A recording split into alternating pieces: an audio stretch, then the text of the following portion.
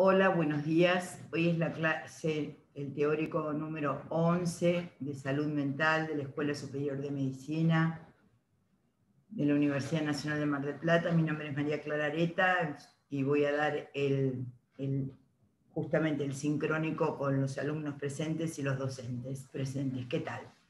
Miren, hoy vamos a trabajar en la primera clase los escenarios en donde ustedes van a ver los síndromes que vimos. Los síndromes que les faltan, ver, son los síndromes, los psicóticos, en el forzadísimo mapa de la clínica.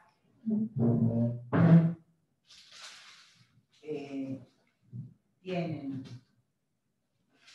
la versión completa, ¿verdad?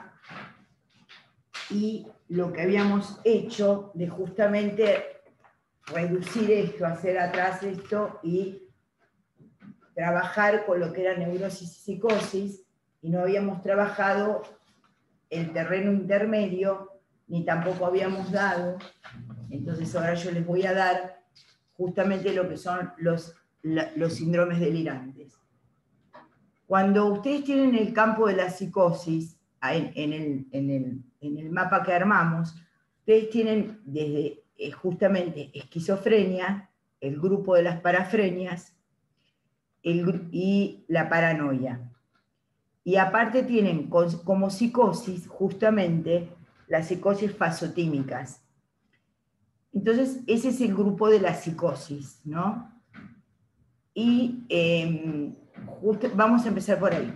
Entonces, ustedes tienen para la esquizofrenia lo que vieron, lo que ya estuvimos viendo, y vamos a trabajar los temas de psicosemiología que vimos. Cuando ustedes, en una guardia, en una internación, en un consultorio externo o en una urgencia, van a tener que diagnosticar esto. ¿Qué elementos de la psicosemiología son más importantes para que ustedes adviertan que el paciente está en un cuadro psicótico? Entonces, ¿qué tienen que jerarquizar? ¿Qué tienen que ver? ¿Qué tienen que advertir para saber que el paciente está en un cuadro psicótico? Es decir, justamente poder pensar, poder diferenciar en primera instancia si es un síndrome confusional de causa orgánica. Entonces, si fuera un síndrome confusional, ¿qué elemento verían como primario en el síndrome confusional psicosemiológicamente? ¿Qué alteración verían? Hola, profe. Puede ser que veamos como, Sí. como alteración por ahí de la atención, también, bueno, por ahí puede tener en un síndrome confusional, por ahí catatimia, depende de todo por qué está causado, ¿no? Muy bien, pero muy Claro, bien. eso de la orientación. Bueno, entonces, Profe, sí. hay chicos que dicen que no pueden entrar, Yo los estoy que están haciendo a todos, sí, sí, sí, es un minuto que hasta que entren, no tengo ninguno en sala de espera. perfecto.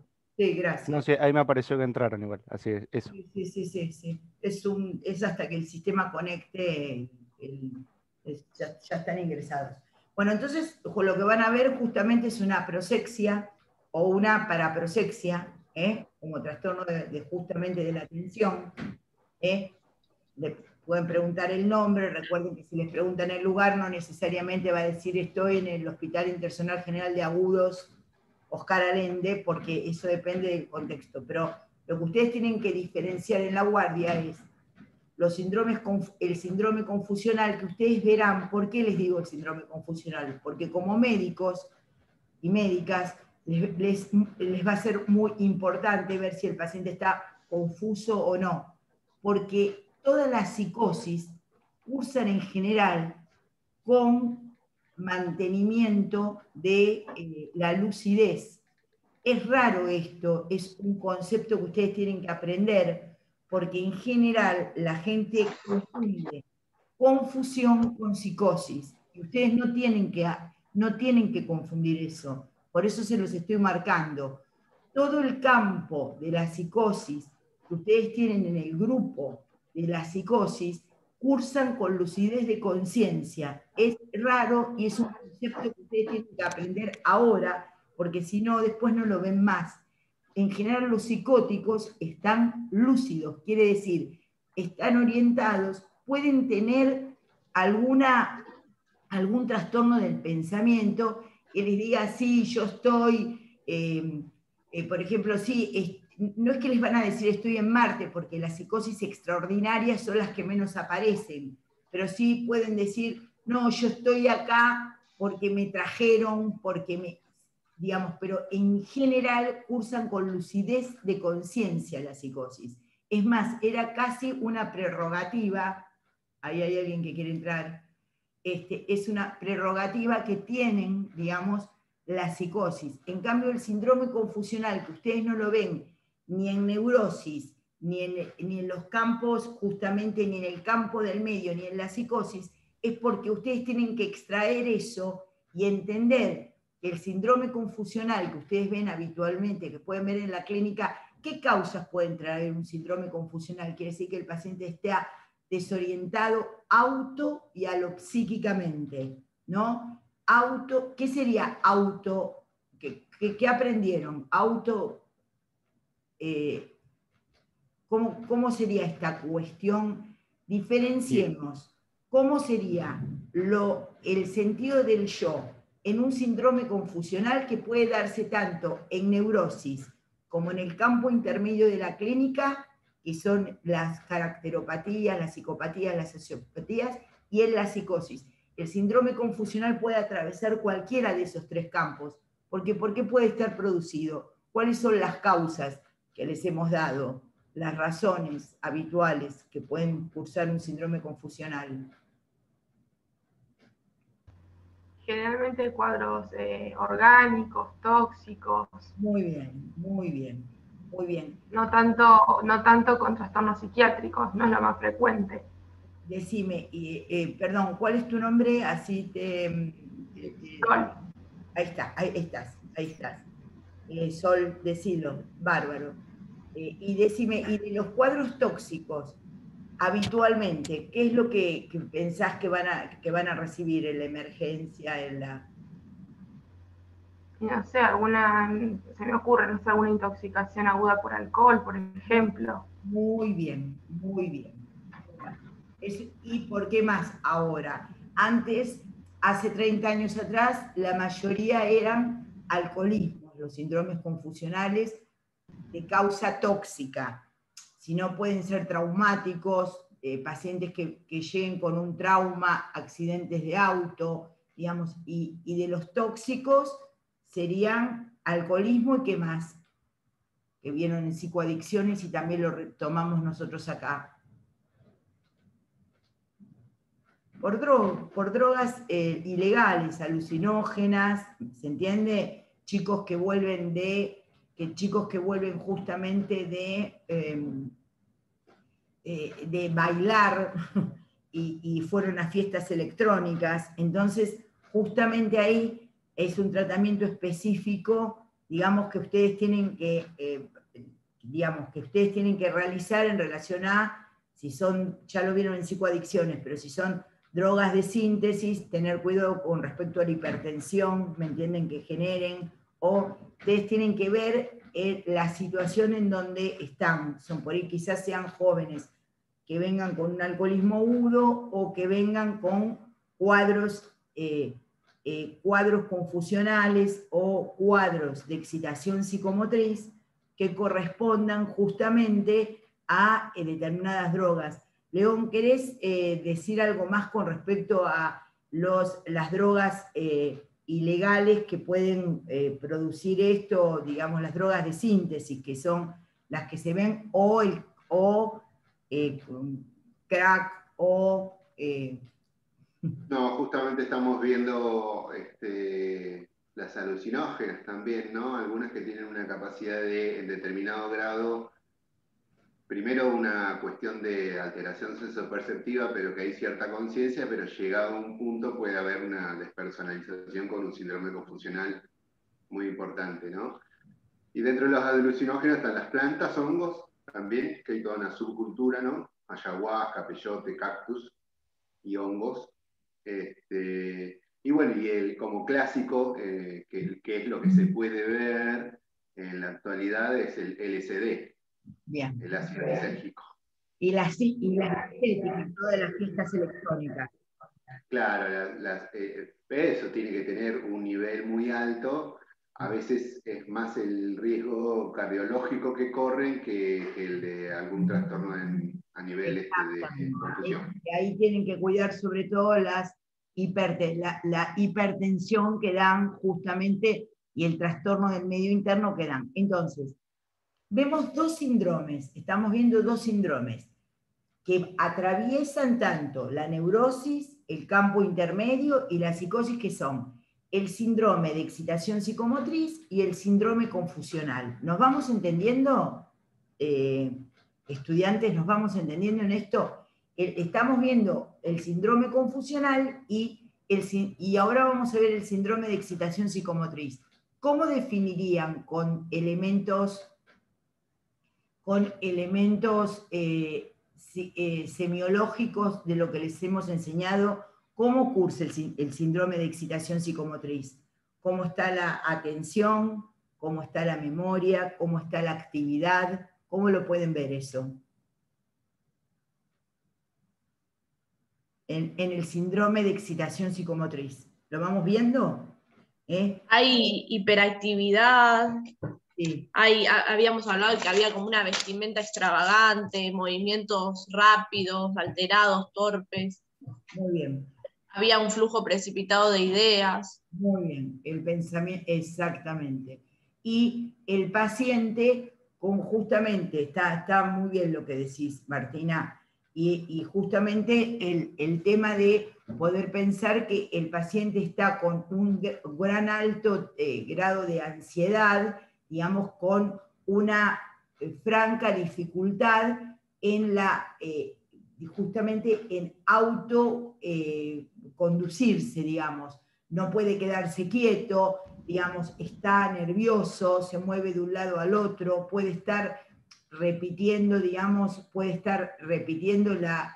algunas cuestiones que vivió en la anterior situación. Entonces, el síndrome de excitación psicomotriz, que cursa justamente, puede darse con paraprosexia, con trastorno en la actividad, porque está hipertímico, displacentero, como dijo recién Martina u otro estudiante, aparece justamente nervioso.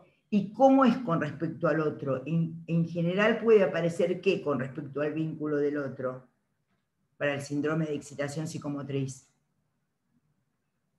Excitado y hostil, digamos. Ustedes lo van a ver hostil al paciente. ¿Por qué me mirás? ¿Qué me decís? No quiero. Se entiende todo justamente, todo lo que les enseñamos en la semiología de la actitud, que justamente es un paciente en donde se le dificulta justamente el diálogo con el otro. Está tan con ansiedad, con paraprosexia, digamos, con movimientos, con dificultad para contenerse, dificultad para... entonces no puede sostener, ese es un paciente que va a requerir una medicación específica, pero siempre lo que tienen que tener en cuidado es ver cuál es la causa, ¿se entiende? Porque tanto el síndrome confusional como el síndrome de excitación psicomotriz, lo que ustedes tienen que tener cuidado, porque esa es la función de ustedes en la guardia, es ver que no tenga una base orgánica, digamos, no ver un síndrome confusional y pensar que tomó alguna droga y a lo mejor el paciente está hipoglucémico, ¿me entienden? Tienen que ver los trastornos del medio interno. Así que con un paciente en confusión o un paciente con excitación psicomotriz, es muy importante que ustedes hagan el diagnóstico de base, digamos, qué es lo que está causando eso, porque la intervención que tengan que hacer ahí como médicos generalistas, o llamarse al psiquiatra de guardia, es justamente advertir que no haya un traumatismo, ¿me entienden? Que no haya un trastorno del medio interno, que no haya un trastorno justamente de alguna droga que haya tomado el paciente.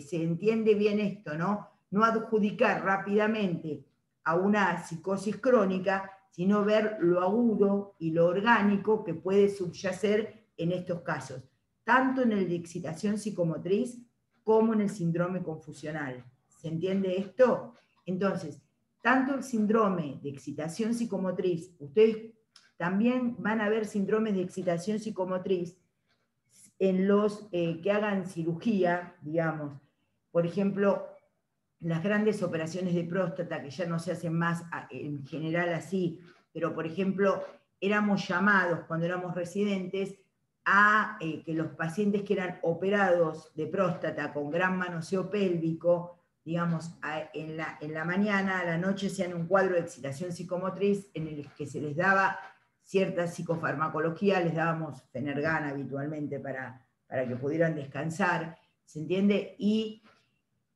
los pacientes que salen de anestesia, pacientes quirúrgicos, pacientes que estuvieron traumatizados, politraumatizados, pero tienen que diferenciar bien, no va a estar haciendo un tromboembolismo pulmonar y entonces el paciente está desasosegado, con trastorno de la atimia, dificultad para respirar, y ustedes van a confundir eso con un ataque de pánico. Porque esto de creer que todo es un ataque de pánico es común en la gente que no es médica, pero la responsabilidad de ustedes como médicos y médicas es justamente no confundir trastornos que implican psicosemiología, digamos, un trastorno y que estén causados por una causa orgánica. Entonces, en la interconsulta, ustedes van a tener que pedir una interconsulta cuando ven justamente trastorno de la atimia, de la actividad, de la sensopercepción, pacientes que estén confusos, ahí requieren justamente ver, puede ser que sea una tormenta hipertiroidea, ¿me entienden lo que les digo? Entonces, es fundamental, ustedes recuerdan estos, entonces recuerdan los casos clínicos. Yo sé que tuvieron por ahí poca práctica este año y no puedo remitirme a lo que vieron, pero justamente en ABP o en el laboratorio de habilidades clínicas, las presentaciones de los pacientes, ¿vieron algún cuadro que en este momento me puedan decir el paciente podría estar presentando un cuadro confusional o un cuadro de excitación psicomotriz? De lo que vieron. Sí, lo podemos. Sí, En medicina interna nosotros por ahí lo vimos relacionado cuando estábamos viendo por ahí cirrosis, ¿no? Relacionado con el alcohol, que por ejemplo podían tener por esta hepatotoxicidad, ni siquiera ya por el propio alcoholismo, sino por las consecuencias de la cirrosis, podían tener cierto grado confusional por todas estas sustancias tóxicas que el hígado ya no puede depurar, ¿no? Exactamente. Entonces, ese cuadro que produce tanto el hígado cuando está fallando o el riñón cuando está fallando, ¿cómo se llama médicamente? Médicamente, no es un cuadro que produce ese trastorno psíquico, la encefalopatía. La encefalopatía exactamente es la que produce, entonces tienen que tener la idea de que los cuadros encefalopáticos, ya sea por insuficiencia renal como por insuficiencia, justamente por insuficiencia hepática, traen cuadros justamente cuadros de excitación psicomotriz o confusión y son expresión de encefalopatías. ¿Se va entendiendo lo que vamos diciendo?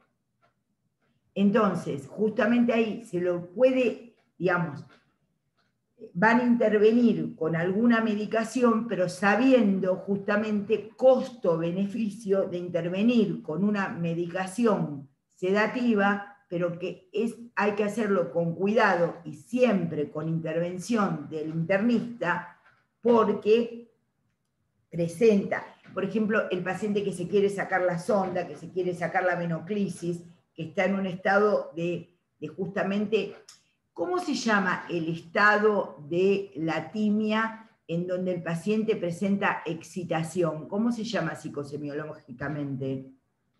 Si el paciente está excitado, trata de sacarse, habla mucho, ¿cómo lo habíamos dicho? ¿Cómo habíamos dicho que se puede, que se llama, digamos, ese cuadro en donde la timia no está, el paciente no está eutímico, tranquilo, como para hablar? ¿Puede ser, profe, hipertimia? Sí. ¿Quién habló? Perdón. Milagros. Discúlpame que no, ahora me remuevo, decímelo otra vez. Sí, pero esa hipertimia, Milagros, ¿cómo se llama cuando tiene expresión motora? Porque altera el campo de la conciencia, el campo motor y el campo justamente de lo cognitivo en el sentido de la ubicación. Manía, está hipomaníaco, ¿sí? Está hipomaníaco el paciente, ¿sí? Entonces, ¿por qué decimos hipomaníaco? Porque es un poquito menor que la manía. Los cuadros que dan manía son los grandes cuadros con la manía ya con el trastorno motor, hablan, se mueven, hay que contener al paciente porque si no se lastima a sí mismo o puede lastimar a otros. Ahí tienen también, para diferenciar, que es importante, los cuadros neurológicos propiamente dichos. Entonces, en los cuadros neurológicos propiamente dichos, ustedes pueden tener tumores cerebrales, epilepsias, ¿me entienden? Trastornos justamente que producen lesiones cerebrales que se expresan como trastornos, justamente como trastornos psiquiátricos. Y eso es muy importante que ustedes lo vean, tanto en la urgencia como en la interconsulta, como en el consultorio externo, que por ahí es traído el paciente así. Entonces tienen que saber diferenciar esto de lo que puede ser una encefalopatía hepática, una encefalopatía por trastorno renal, un trastorno neurológico propiamente dicho, y estos dos síndromes que les estoy retomando, digamos, tanto el síndrome de excitación psicomotriz como el síndrome confusional, les vuelvo a decir, atraviesan todo el campo. Un neurótico le puede pasar, un border le puede pasar y un psicótico puede estar en ese estado. ¿Se entiende esto? ¿Cómo puede aparecer en los diferentes escenarios de lo que ven? Por ejemplo, ¿qué otros elementos en ABP o en clínica vieron? Digamos, por ejemplo, ya vieron, creo que ya vieron pulmón, ¿no? Ya vieron aparato respiratorio, ¿verdad? ¿No? Sí, profe. Bueno, entonces, ¿qué les parece de los que les enseñaron los profesores que pueden verse acompañados por una expresión psiquiátrica, digamos, una expresión de tanto confusional como justamente un trastorno de excitación psicomotriz? ¿Vieron EPOC? No lo vieron, más o menos. ¿Qué temas vieron? Díganmelos. ¿Puede ser, profe, que un paciente que tenga un neumotórax o algo de eso tenga un síndrome de excitación psicomotriz? O sea, porque piensa que se está muriendo. O sea, no sería por ahí por algo biológico, sino más por lo subjetivo, pero... Claro, pero por ejemplo, el trastorno de angustia que puede presentar toda aquella dificultad que sea respiratoria o el dolor cardíaco, ¿se entiende? O el dolor que ustedes van a tener que diferenciar entre lo que sería justamente un dolor cardíaco que genera ansiedad, pero la persona que está consultando, el hombre o la mujer, lo que tienen justamente vieron, un preinfarto, ¿se entiende lo que digo? Entonces, que lo que tienen que siempre entender, dentro de lo que les hemos explicado de la psicosemiología, es que cuando ustedes ven una manifestación psíquica, lo que tienen que primero descartar, y es muy importante que así lo hagan, es descartar las bases orgánicas que pueda tener esa alteración psíquica. Pero si nosotros no les enseñamos psicosemiología, ustedes no pueden entender cuál es una alteración psíquica. ¿Se entiende el proceso que hicimos? Vemos los síndromes al final porque si no, ustedes no saben qué funciones tienen que ver para evaluar en la alteración. ¿Se entiende, verdad? Entonces, ustedes tienen que aprender que toda alteración, toda enfermedad del cuerpo siempre va acompañada por una manifestación psíquica. Puede ser de tristeza, puede ser de angustia, y si el cuadro es más grave, puede ser un síndrome confusional o un síndrome de excitación psicomotriz. ¿Se entiende? ¿Van captando esto? ¿Pueden asociarlo con alguna otra cosa que les hayan enseñado en clínica médica? Hola, profe, buen día. Sí, ¿Podría ser? ya te doy la... Sí. ¿Te podés desmutear, Julián, o no? ¿En la cámara no? Bueno, No. habla. Bueno, muy bien, habla. ¿Puede ser que esté relacionado con, por ejemplo, una encefalopatía hipercápnica? Cuando tenés, por ejemplo, que estaban hablando de respiratorio, cuando uno tiene altos niveles de dióxido de carbono, eso puede cursar con alteraciones del sensorio y demás. Exactamente. Bueno, esto muchas veces ha pasado en la guardia, que no se dan cuenta que traen una persona que está o vomitando o con trastornos de justamente con un trastorno de un síndrome confusional, y no se dan cuenta que la estufa estaba mal puesta, y es exactamente, y aparece justamente como que no lo hacen volver. Bueno, esto ha pasado, digamos, les hablo por la experiencia, ¿no?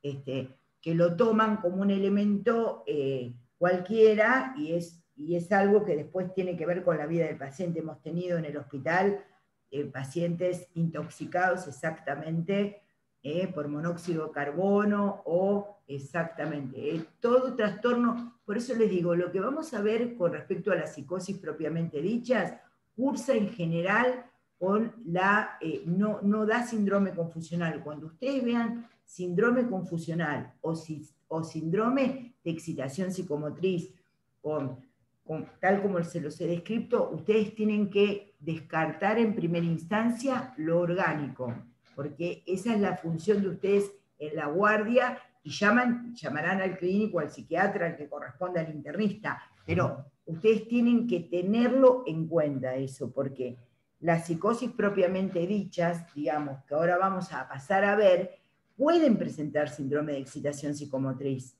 pueden presentarlo. De hecho, muchas esquizofrenias debutan con un síndrome de excitación psicomotriz, muchos síndromes delirantes debutan con una excitación psicomotriz, pero ustedes tienen que tener siempre en cuenta que cuando están en la emergencia, cuando están en la guardia, ya sea en el hospital, en la salita, en un accidentado, digamos, tengan que estar en la sala de internación y pidan la interconsulta, es importante poder ver, ya les digo, desde una tormenta hipertiroidea, ¿me entienden?, hasta una encefalopatía renal, de origen renal o hepática. Esto es muy importante que ustedes lo entiendan. Hipoglucemias, ¿entienden? No confundir, digamos, ¿cuál es el mensaje que les queremos dar? No confundir los cuadros orgánicos que cursan con manifestaciones psíquicas con cuadros psiquiátricos propiamente dichos. ¿Entienden? Y lo que tienen que saber es que la mayoría de las emergencias siempre tienen un grado de connotación de ansiedad, de angustia. El paciente está desestabilizado psíquicamente, pero está desestabilizado psíquicamente porque tiene un trastorno orgánico de base. Esto quedó claro, ¿verdad? ¿Qué otros elementos en la guardia, ¿no? En la guardia, o sobre todo, por eso les digo, en la emergencia, ustedes tienen que ver, tienen que evaluar que las situaciones de violencia que puede llegar a haber, digamos, de personas que son traídas, y a veces son traídas hasta por el propio agresor, y ustedes tienen que ahí diferenciar, hacer intervenir al equipo interdisciplinario, de poder plantear justamente si hay ahí un posible riesgo para el paciente, en tanto sea un niño, una mujer, una persona, digamos, que curse con un trastorno del déficit cognitivo que corresponde a las oligofrenias. Entonces, justamente el término de oligofrenia, que justamente tiene que ver con la disminución de la capacidad cognitiva, las oligofrenias en general se clasifican en psiquiatría como leves, moderadas y graves, y estos grados de oligofrenias, digamos, si el paciente puede hablar, leer y escribir es leve, si es moderada, ya tiene más trastorno vincular, no puede hablar bien, tiene acalculia, no puede sumar, restar ni manejar dinero, y en las graves no tiene control de esfínteres, digamos, todo lo cognitivo que nosotros les enseñamos en relación a cómo puede aparecer, si ustedes ven un paciente que cursa una excitación psicomotriz con una oligofrenia de base, quiere decir que tenga un trastorno justamente del nivel cognitivo, del coeficiente. Antes se decía, bueno, el coeficiente mental a partir de 80 es una oligofrenia moderada, digamos, pero lo que pasa es que nadie se va a poner a tomar test psicológicos en la guardia, eso ustedes lo tienen que, la clínica es soberana en ese sentido. Si ustedes ven que el paciente es un paciente que no se autoabastece, un paciente que tiene una independencia asistida, extraído por los familiares, etcétera, y está cursando con una debilidad mental o oligofrenia, lo que tienen que ver también, tener cuidado, es de ver justamente cuáles son las situaciones de violencia que ese paciente puede vivir. También con pacientes. ¿Estás ahí, Adriana? Sí, estoy acá. No, sí, para estoy acá. pensar justamente. Cierro la cámara porque se me va el audio, por eso cierro la cámara. Pero ¿sabés que quería que pudieras intervenir en el sentido de cómo puede aparecer en la guardia un paciente con discapacidad, ¿no? Entonces, ¿cómo puede aparecer un paciente con discapacidad en la guardia, en la internación, como para que ellos, los estudiantes, podamos hablar entre todos, como un paciente con discapacidad es un paciente estructuralmente vulnerable, ¿no? Sí, Adriana, esto que vos decís, María, sí, esto que vos decís, María Clara, es muy importante, porque el paciente que viene con un déficit en el habla, con un déficit cognitivo, justamente es un paciente que está en riesgo, un paciente que tiene la vulnerabilidad de los cuidadores, porque a veces no es la familia, sino los cuidadores los que generan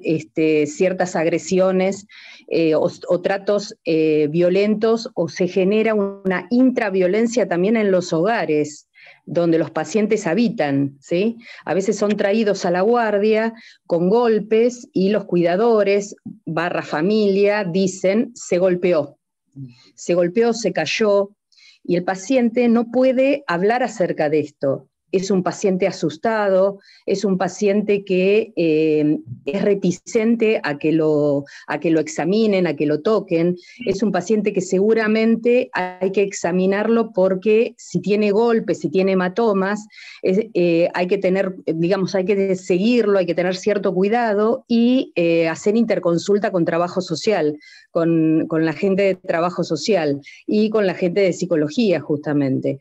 Pero es muy importante tener en cuenta que el paciente no habla, pero muestra ciertas reacciones acerca de estar vulnerado, ¿sí? Esas reacciones obviamente se las da la experiencia, el haber transitado, digamos, muchas horas de clínica y muchas horas de guardia, muchas horas de servicio, pero ustedes tienen que estar alertas. Siempre, como dice María Clara, hay un plus. Hay un plus que hay que mirar, una ida y vuelta en los dichos de la familia, idas y vueltas en los dichos de los cuidadores o cuidadoras. Siempre hay que mirar la escena, ¿sí? Es sumamente importante porque el paciente no puede hablar sobre esto, pero muestra. El paciente no habla, pero muestra y es mostrado en su agresión. Seguramente ha tenido alguna agresión y es mostrado. Es muy importante. No demuestra. Eso lo vimos mucho en desgaste y envejecimiento con tema de adultos mayores. Muy bien. No sé si se ve igual en el hospital, sí, con el tema de los cuidadores y eso. Exactamente. Entonces, podemos verlo. Está esto que aportó, es tan importante lo que aportó Adriana y lo que estás diciendo vos, Martina. ¿Por qué? Porque uno puede decir, es un débil mental, pero ¿un débil mental en qué sentido? Lo van a ver. Sí, es un débil mental. Bueno, más cuidado hay que tener todavía. No hay que desechar esa idea.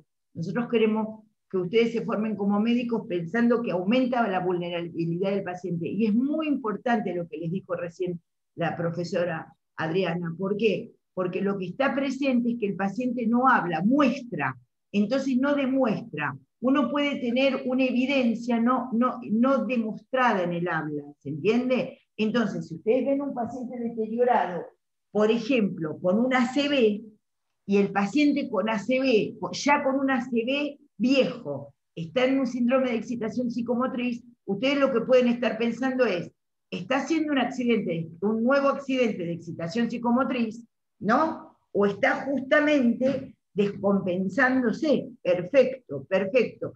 Y esto de lo que les enseñó recién Adriana, tienen que mirar la escena que se muestra, no la escena a veces que se habla, porque en general hablan los que pueden y los que no pueden no hablan. Tal cual. Dicen que el nivel de poder es discursivo. El que habla mejor, en general,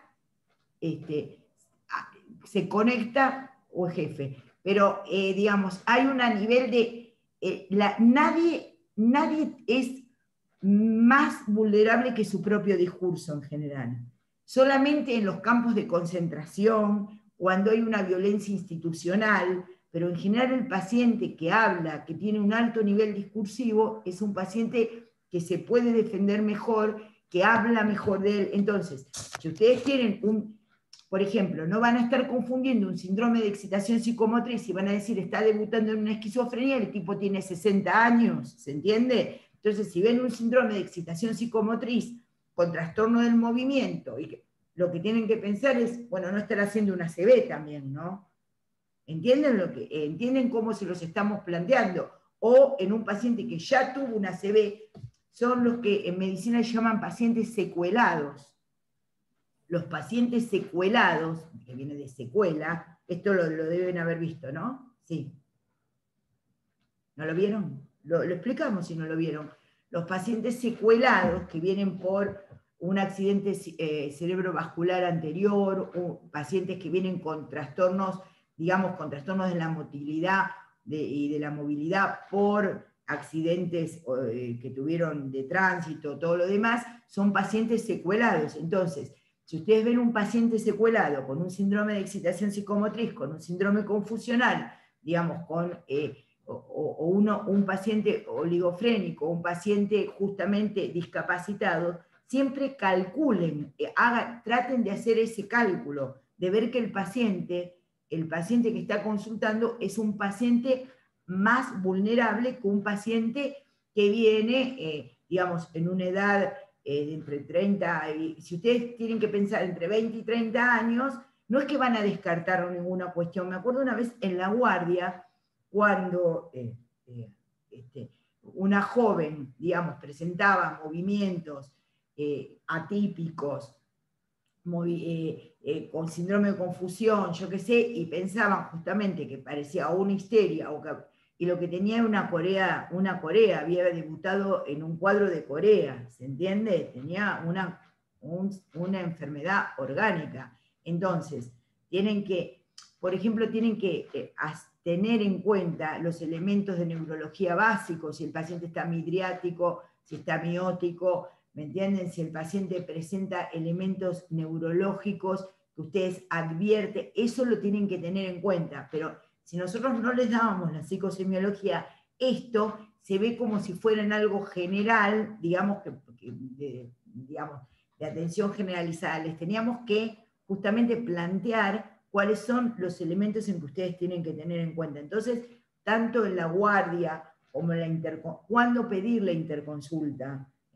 ¿Cuándo pedir la interconsulta? ¿Cuándo pedir la interconsulta en un postquirúrgico, en terapia intensiva, en poder pensar el paciente que en este momento viene con el problema de COVID, digamos, poder estar atentos. Siempre tienen que estar atentos a que hay una variabilidad importante, ¿se entiende? Miren, una vez les cuento, me mandaron una paciente que presentaba ansiedad. La paciente presentaba ansiedad, pero yo advertía por el discurso que aunque la paciente tenía, una mujer de unos 30 años, 35 años, la paciente presentaba ansiedad, pero al mismo tiempo yo veía que se sentaba de una manera diferente y le pregunté, neurológicamente qué tenía, no le pregunté neurológicamente, le dije qué le pasaba, y me decía que tenía calambres, que también se dan en muchos síndromes, en las neurosis, se pueden ver calambres, agotamiento, ahora con la pandemia al que no le duele cervicalgia tiene lumbalgia, todos tenemos algo, insomnio. Entonces, el tema es, por ahí, yo lo que advertí es que ella me hacía una descripción del dolor en las piernas muy particular. Bueno, hablé con el neurólogo que me lo había mandado, era un Guillain-Barré. ¿Lo vieron el síndrome de Guillain-Barré? ¿Y por qué es raro? Porque ustedes lo que tienen que entender es que en general cuando ven un síndrome motor asociado en psiquiatría, siempre, acuérdense lo que les digo, remeda el gesto social. Cuando es psiquiátrico estrictamente, remeda el gesto social. Un esquizofrénico tiene comimia, pero remeda, ven como el gesto por ahí de la mano, siempre remeda el gesto social. En cambio, cuando ustedes ven trastornos motores bilaterales o trastornos motores muy sincrónicos, tienen que empezar en algo orgánico neurológico o en algo del medio interno. ¿Se entendió esto que dije?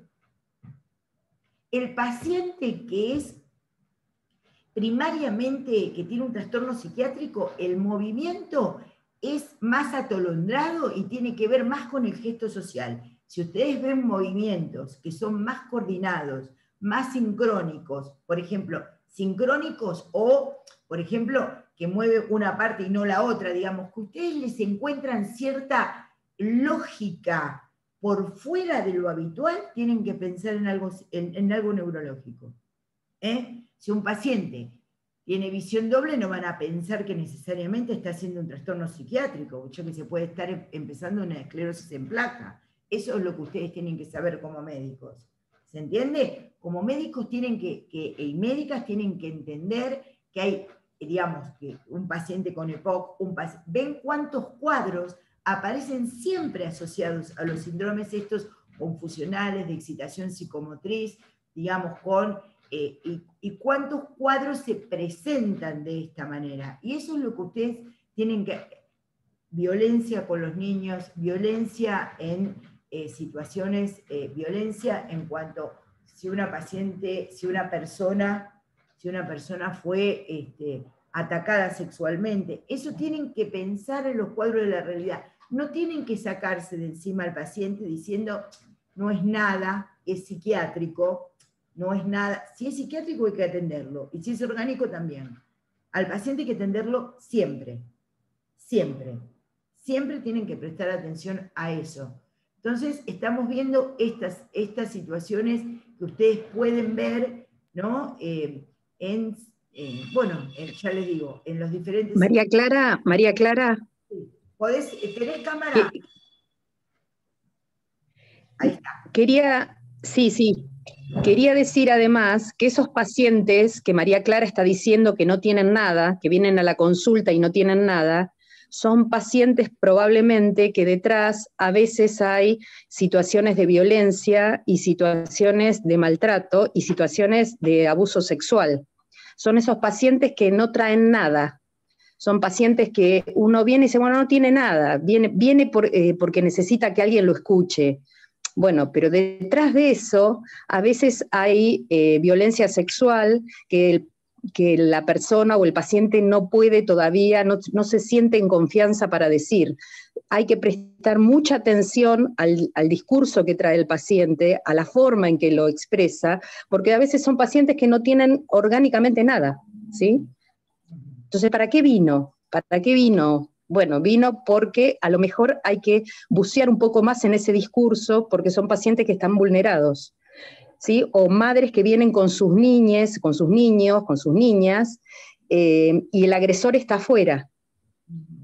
Vienen con el agresor y a veces, o el agresor entra a la consulta también. Entonces ahí hay que hacer todo un interjuego, hay que prestar atención a las miradas, hay que prestar atención al tema de la vulnerabilidad que presenta ese niño, esa niña, y la madre dice sin decir, muestra sin mostrar. Por eso digo, hay que tener mucha atención a esto. a ciertos signos y ciertas señales sobre el tema, porque capaz que no vuelve más esa mamá. Capaz que esa mamá es la única consulta que hace en una situación de violación, en una situación de vulnerabilidad, de abuso, etcétera, etcétera. Así que hay que prestar mucha atención a eso. Eso quería decir, María Clara. Me parece bárbaro. Y vamos a hacer un espacio para, con respecto a estos últimos minutos, con respecto al COVID, ¿no? Digamos, ustedes, algunos de los que están acá presentes, que hay muy poquitos, soy alumnos presentes en la clase 21, ¿está trabajando en el CETEC, en el centro de atención? ¿No? Bueno. Sí, yo, profe, voy al CETEC. Ah, vos, Martina. Me parecía, hemos estado algún sábado, ¿no? No, Milagros. No, yo voy martes y viernes a la mañana. No, pensé que era Martina. No me acuerdo de Milagros. Escúchame, Milagros, ¿querés justamente transmitir un poquito de cómo, o podrías transmitir tu experiencia del paciente, de tu experiencia en el CETEC y cómo se habla de la pandemia? Te damos... Sí, cómo no. Bueno, por lo general... son personas por ahí que hablan mucho, ¿no? Se nota que sienten la necesidad de ser escuchados, de por ahí charlar un rato con un desconocido, ¿no? Que no los juzgue, sino simplemente desahogarse. Muchos están angustiados, me ha pasado por ahí que se largan a llorar, que por ahí se aferran, no sé, a la religión, a distintas causas. Otros por ahí están tranquilos, o sea, hay como individuos, la cantidad de individuos, cantidad de experiencias, ¿no? de emociones. Muchos tristes lloran, otros la verdad que dicen, bueno, ya está, tenía que pasar, pasó. Otros son más indiferentes, por ahí no demuestran tanto, al menos telefónicamente, por ahí por dentro están en otra situación, ¿no? Pero no, en mi experiencia, por lo general, la gente se nota un poquito por ahí angustiada, preocupada, y tienen la necesidad de hablar y que alguien los escuche, simplemente eso, sin juzgarlos por ahí. Muchas gracias por habernos transmitido, Milagros, la experiencia. En la guardia, digamos, lo que se quejan mucho actualmente las personas es que van y no son atendidas, por ejemplo, si no presentan algún signo, la verdad, de COVID, ¿no? Entonces, uno puede decir, bueno, ¿cómo está el paciente? ¿Está asustado porque es un contacto estrecho? ¿No entiende cuánto tiempo? ¿Qué implica el aislamiento? ¿Qué implica el cuidarse? El año pasado, que este año me hicieron una nota por ese artículo, escribí ese artículo de vulnerables y peligrosos. Todos somos vulnerables y peligrosos, que ustedes lo van a tener para el final, ¿no? Entonces, justamente en esta cuestión de ser vulnerables, todos somos vulnerables y todos somos peligrosos. Esta es una... esa es una situación que ustedes van a tener que tener en cuenta. Entonces, con respecto al COVID, ¿quién es peligroso? Rápidamente pasamos de un lado de ser peligrosos a un lado justamente de ser vulnerables, porque todos somos contagiantes, posibles contagiantes, y todos somos posibles contagiados. Entonces, el efecto justamente del aislamiento, el efecto justamente de estar, digamos, de por qué me tengo que aislar, por qué me voy a aislar, por qué no voy a salir, bueno, son efectos que se ven constantemente en la subjetividad de hoy, digamos, y que se trabaja, digamos, desde diferentes ángulos de la salud mental también, para estar en contacto telefónico con pacientes que están aislados en los hoteles porque están cumpliendo la cuarentena, justamente. Entonces, la dimensión del aislamiento es hoy mucho mayor por el COVID y muchas cuestiones de ansiedad van remitidas a esto. Yo les quería decir algo más. Como médicos generalistas, a medida que ustedes vayan avanzando en el desarrollo de la especialidad, ¿no? de la práctica médica, digamos, como médicos generalistas, cada uno después verá qué parte de la medicina, digamos, a qué se dedica particularmente, pero bueno, como médicos y médicas generalistas, ustedes van a tener que estar atentos a estas cuestiones y ver, sobre todo esta charla tiene que ver con que ustedes vean cuándo tienen que hacer la interconsulta con los servicios de salud mental.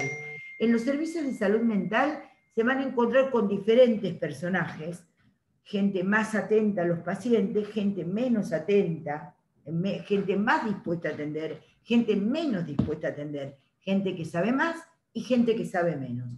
Los sistemas, el estado de los servicios de salud mental es muy variable en este momento, muy variable. Entonces, hay gente más dispuesta, hay gente menos dispuesta, gente que tiene más experiencia, gente que tiene más clínica, gente que sabe más, y gente que por ahí no tiene una formación del todo adecuada, sobre todo en los médicos y médicas, ¿no? Los psicólogos en general que están en los hospitales, las psicólogas tienen mayor grado de adherencia al trabajo que los colegas médicos y médicas. Entonces ustedes, no sé si León querés decir algo con respecto a esto, me parece interesante que ustedes pidan la interconsulta con salud mental cuando ustedes vean algunos de estos elementos que nosotros tratamos de enseñarles en este año que tienen que ver y que por ahí son de la relación médico-paciente y que pueden solucionarlo ustedes, y otros problemas que ustedes se vean desbordados y que digan, bueno, acá ya nosotros no sabemos, tienen problemas Barbie para ingresar, yo lo admito, pero no sé, ahí no sé si puedo ingresar, se desconectó. Bueno, entonces, el tema es que los servicios de salud mental a veces son muy heterogéneos en cuanto a la calidad de asistencia que prestan. Es también una tarea de la Escuela Superior de Medicina formar médicos y médicas generalistas que estén atentos al campo de la salud mental, y también de los que salgan y se quieran después especializar en salud mental, que tengan esta visión, digamos, comprometida con su práctica, ¿no? Porque el compromiso con la práctica, el mismo compromiso que tienen ahora para dar los parciales, finales, que hacen unos, que hacen otros, eso mismo que pasa en la ética de cómo se rinden los parciales, después pasa en la clínica, en la práctica. Hay gente que parece muy viva porque hace determinadas cosas, o muy astuta porque falta al hospital, o porque puede faltar a las clases, o porque encuentra alguna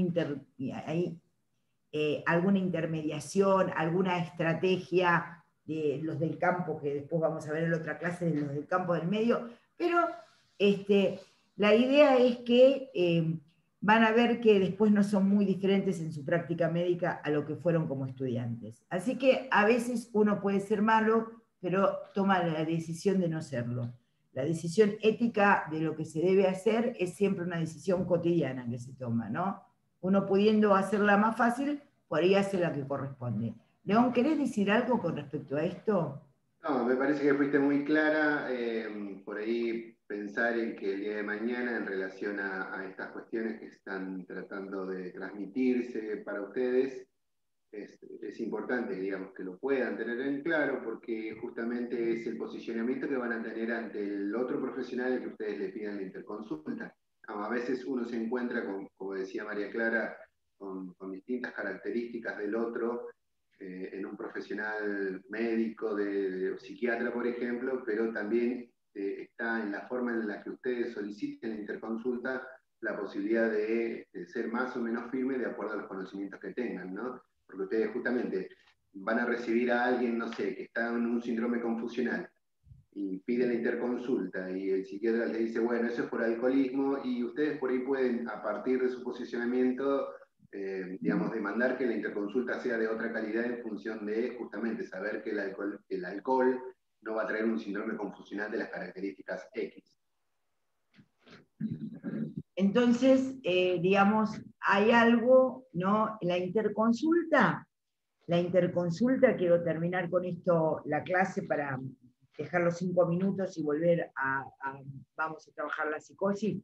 Pero la interconsulta no es, que se pide no es, en general cuando se trabaja de salud mental se trabaja así. No es ni que uno va a ver al paciente ni que uno va a ver al médico. Lo que está alterada es la relación médico-paciente. Pero esto hay algunos colegas psiquiatras que lo saben y otros que no. Entonces, ¿qué hace alguien que va a hacer una interconsulta desde la salud mental?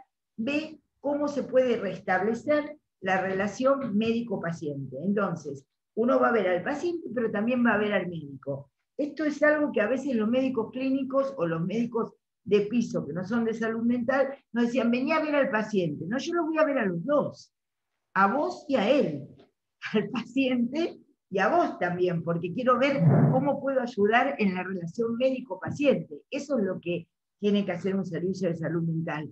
Intervenir en la interconsulta en la interfase de la relación médico-paciente. Es igual que cuando se va a consultar por niños, ¿no? En psiquiatría o en salud mental. Ahí está Barbie, me parece que ingresó Barbie. En realidad... Y hola a todos, discúlpenme, se levantó mi hijo todo brotado y estuve buscando un antibiótico por toda la ciudad. Perdónenme, besito para todos. Bueno, esperemos que se mejore pronto, Barbie. Pero, ¿qué tiene? Bueno, ahora le pregunto. Pero el tema es el siguiente. Cuando se va a consultar por un niño, los que trabajan bien con niños saben que siempre lo que está alterada es la relación del niño con los padres, digamos. Ahí los psicoanalistas decimos, se alteró la transferencia que tiene el niño o la niña con los padres. Entonces es una relación vincular, porque el niño no consulta solo. Entonces, de la misma manera que nosotros entendemos así la clínica con niños, ustedes tienen que entender que cuando piden la interconsulta, ustedes van a preguntar por el paciente, pero también por la relación médico-paciente.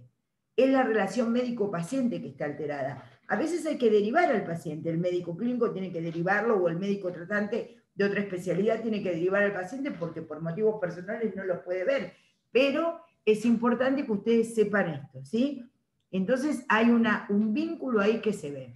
Bueno, estas son los diferentes escenarios, las diferentes cuestiones en relación a al forzado mapa de la clínica, vuelvo a tomarlo, en donde tanto el síndrome de confusión y el síndrome de excitación psicomotriz atraviesa todo el campo de esta clínica, no están presentes, pero están ahí atravesando, y cuando aparece un índice de peligrosidad, de riesgo, porque como les enseñamos en la ley de salud mental cambió la palabra peligro por riesgo, digamos, pero cuando aparece estar en riesgo una situación, obviamente ustedes como médicos y médicas generalistas no van a determinar la internación de un paciente, pero ustedes pueden intervenir para que aparezca el servicio de salud mental que de alguna manera advierta esto.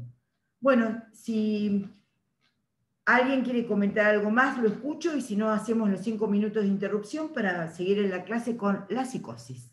¿Qué les parece? Bueno, nos detenemos un ratito y avanzamos. Entonces, esta es la clase 11A, ¿verdad? Bueno, vamos a seguir con la clase 11B. Bueno, esperamos unos minutitos, me voy a hacer un café y ya estoy con ustedes. Gracias.